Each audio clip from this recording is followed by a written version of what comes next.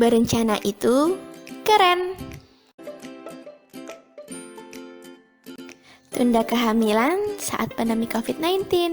Ayo tetap ber-KB. Berdasarkan data dari BKKBN, selama pandemi COVID-19 terdapat penurunan partisipasi KB yang cukup besar. Menurut laporan hasil pelayanan KB pada bulan Januari sampai dengan April tahun 2019 dan 2020, terjadi penurunan angka pelayanan KB sebesar 1.179.467 dari tahun 2019 dibandingkan dengan tahun 2020.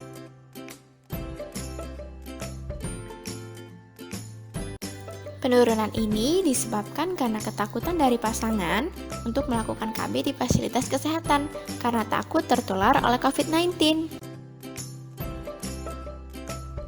Dan juga bisa disebabkan karena tidak beroperasinya fasilitas kesehatan terdekat seperti posyandu, bidan praktik mandiri, atau puskesmas.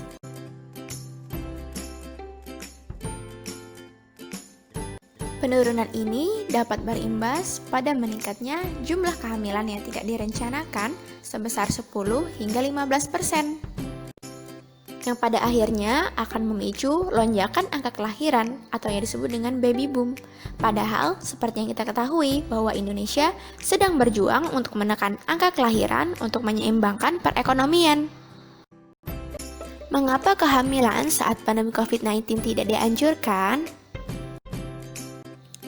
Kehamilan akan membuat ibu menjadi lebih rentan untuk terpapar COVID-19 karena perubahan-perubahan fisik, penurunan kekebalan tubuh, ketidaknyamanan trimester 1 seperti pusing, mual, muntah, dan tidak nafsu makan akan semakin menurunkan stamina ibu.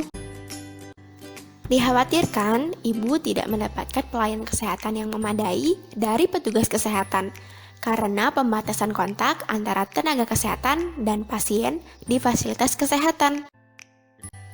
Peningkatan angka kehamilan, apalagi yang tidak direncanakan, mungkin akan menimbulkan beberapa masalah bagi keluarga di tengah perekonomian yang tidak stabil seperti sekarang ini.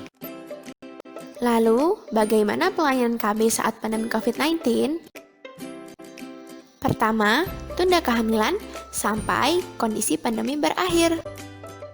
Kedua, akseptor KB sebaiknya tidak datang ke petugas kesehatan, kecuali yang mempunyai keluhan dengan syarat membuat janji terlebih dahulu dengan petugas kesehatan.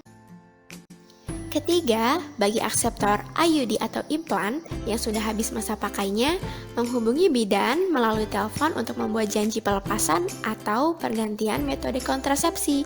Atau jika tidak memungkinkan untuk datang ke petugas kesehatan, dapat menggunakan kondom yang dapat diperoleh dengan menghubungi petugas PLKB atau kadar melalui telepon. Apabila tidak tersedia, bisa menggunakan cara tradisional, yaitu pantang berkala atau senggama terputus. Keempat, bagi akseptor KB suntik, diharapkan datang ke petugas kesehatan sesuai jadwal dengan membuat janji sebelumnya. Jika tidak memungkinkan, dapat menggunakan kondom yang dapat diperoleh dengan menghubungi petugas PLKB atau kadar melalui telepon. Apabila tidak tersedia, bisa menggunakan cara tradisional, yaitu pantang berkala atau senggama terputus. Kelima, bagi akseptor KB pil, diharapkan dapat menghubungi bidan atau petugas PLKB atau kadar via telepon untuk mendapatkan pil KB. Keenam, ibu yang sudah melahirkan sebaiknya langsung menggunakan KB pasca persalinan atau KBPP. Ketujuh, materi komunikasi, informasi dan edukasi atau KIE serta pelaksanaan konseling terkait KB dapat diperoleh secara online atau konsultasi via telepon. Dan ingat, selama beraktivitas di luar rumah, selalu utamakan 4M, memakai masker, mencuci tangan, menjaga jarak minimal 2 meter, dan menjaga selalu dalam keadaan sehat.